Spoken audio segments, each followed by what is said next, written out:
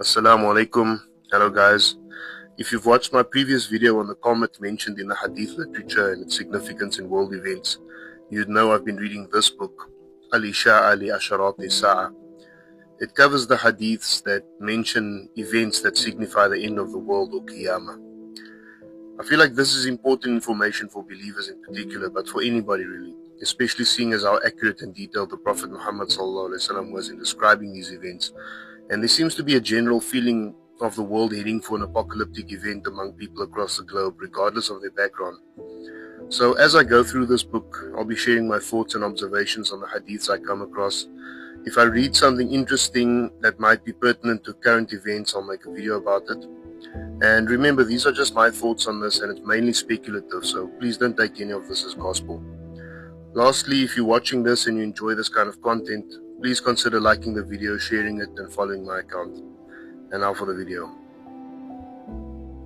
So in this section dealing with events that have already started happening and will continue until Qiyamah or Armageddon, I came across a few narrations that seem to describe modern or post-modern urban life and all the problems associated with it very well.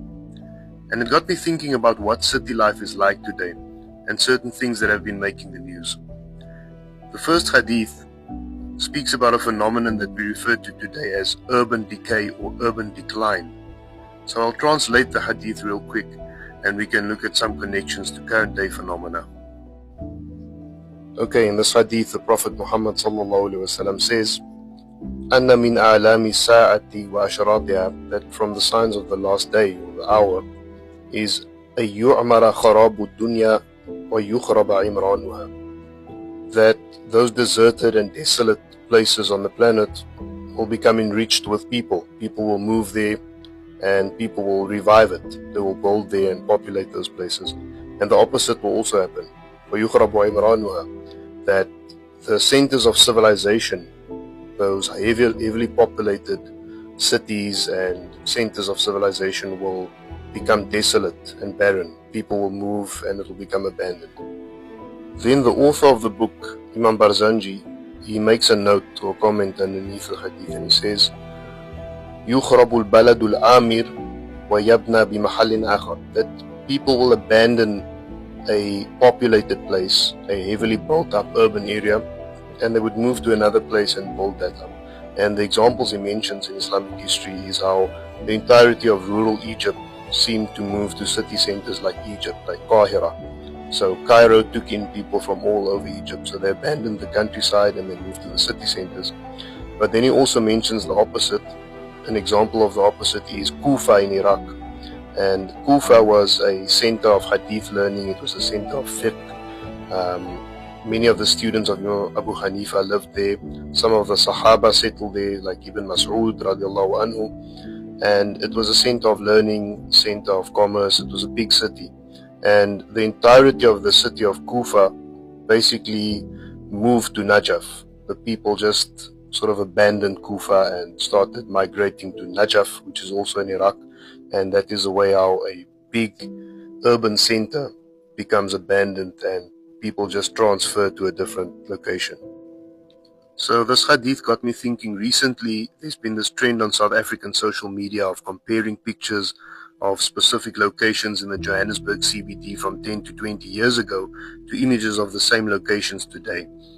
This phenomenon isn't unique to South Africa, but the comparison pictures on South African social media really illustrate very well what this phenomenon looks like.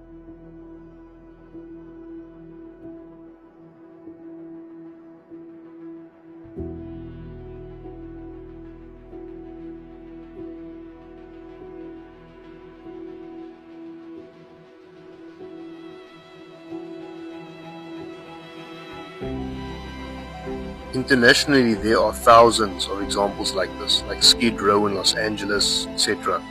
But the South African pictures just really drive the point home. They don't really speak of abandonment as well as some of the examples from the United States, like Detroit, but they do illustrate the demographic shift that's associated with abandonment very well. White flight led to the abandonment of most of the apartment buildings in Johannesburg neighborhoods like the CBD and Hillbrow, and the vacuum left behind was filled by economic migrants from other African countries or South Africans from the rural heartland looking for urban opportunities. The transfer of a city's entire identity and population from one place to another that's explained in the comments of the Hadith is well illustrated by the example of Sandton City. With the death of Johannesburg CBD, the entire economic hub of Johannesburg shifted to Sandton, often referred to as Africa's richest square mile. Examples of ghost towns and ghost cities. The khurab or emptying mentioned in the Hadith is better seen in US examples such as Detroit, Michigan and Gary, Indiana. Littered with abandoned lots, ruins of houses and industrial plants being consumed by nature, these cities have been transformed into a post-apocalyptic environment like something from Fallout or Cormac McCarthy's The Road.